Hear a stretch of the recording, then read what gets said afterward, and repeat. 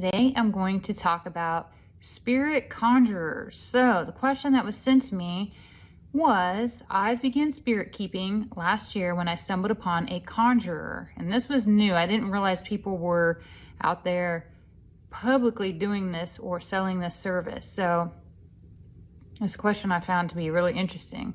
So a lot of these conjurers are able to summon and bound entities from other realms as your spirit companion or guardian. The holding vessel of the entity can be bonded to jewelry or your spirit, and there's actually a website out there called Creepy Hollows where they do this and they talk about it. This was referred to as the birthplace of spirit keeping.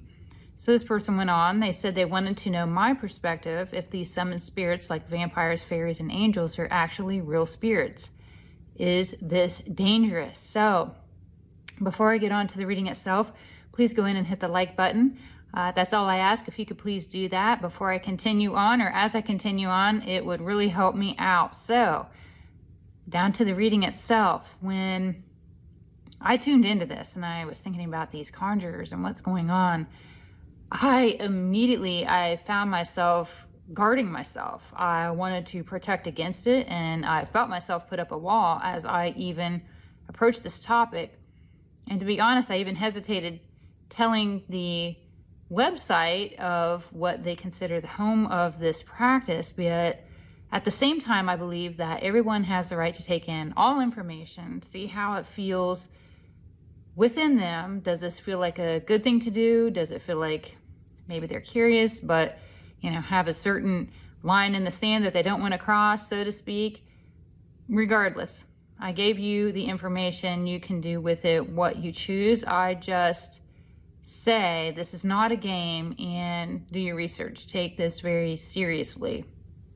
And then moving forward, as I thought about this and this whole concept of conjuring a spirit, I do get that they're real spirits and entities that do not reside currently in the 3D that are being brought forward. They could be angelic, protective, they could be fairies, but more than likely they're low vibe entities trying to get through to this 3D realm. If a God or high vibrational being wants to protect you, they're going to do so without being conjured by a third party. You don't need this extra person bringing and conjuring this entity near you. More so, they would never need to be attached to a piece of jewelry or furniture or a mirror or a spirit or anything like that. Our spirit friends that have our highest and best interest at good are they're always around.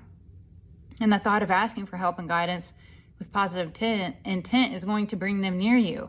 When you need help and you need guidance, one thing that we could practice doing just as a go-to for our own self would be to say something like, my guides, my loved ones, my ones that are near me, in the highest, most positive vibrational way, please come forward. Please help me with whatever it is that you're dealing with, or please surround me. I want to feel your love. Like, talk in the high vibe emotion, the high vibrational feeling. Emote that out from yourself, and they're there. They want to help you. They're waiting on you to call for help. You don't need this other person to bring in something random that you don't know what is into your life. Negative spirits, they're always looking for a way to be heard and express themselves in the 3D. So these conjurers are basically creating a beacon to draw these beings in, bring them into you. The person the conjurer is working for is essentially allowing permission for this spirit to attach, which overrides any protection that was previously set. So think about it. You might have protection. You may say, only high vibrational beings are allowed in my space. Only high vibrational beings are allowed around me or to connect with me. You might set those perimeters. You might have those rules out there. But then if you go and you say, yes, Mr. or Mrs. or whoever, please do this, or here's a transaction, imprint an entity or title an entity to this thing, you're overriding any kind of boundary that you've already previously set. Negative beings, they also compose as a loved one or a positive force to get what they want. They're tricksters and they will lie.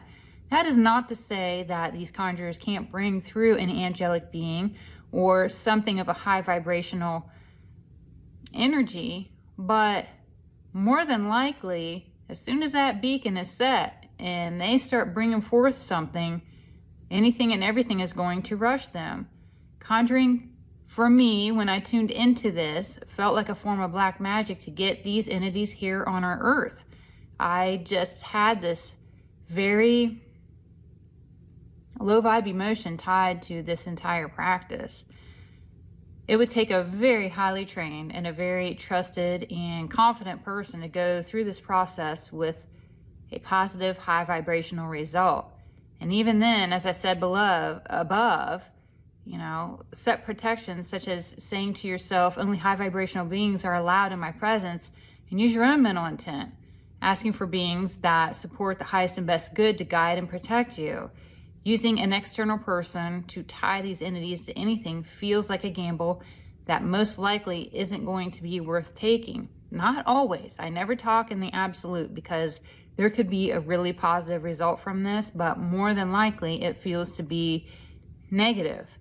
I personally, and this is me, you do what you want, would rid myself of anything that had an entity tied to it, if it's not too late and you're able to do it with or without guidance. And I've actually had a personal experience with this, with something that happened to me back when I was a teenager. And it was very difficult to rid myself in my house of what was going on. And that's a whole nother story for a different time. But the reason I'm sharing that with you is if you do need help, if you have found yourself in this situation, which, you know, maybe you accidentally stumbled upon it out of curiosity. I mean, things can happen for various reasons. You may have had a dream. You may have had a meditation. You may have welcomed something unknowingly what it was, and then realized that maybe it's not who you thought it was or what you thought it was.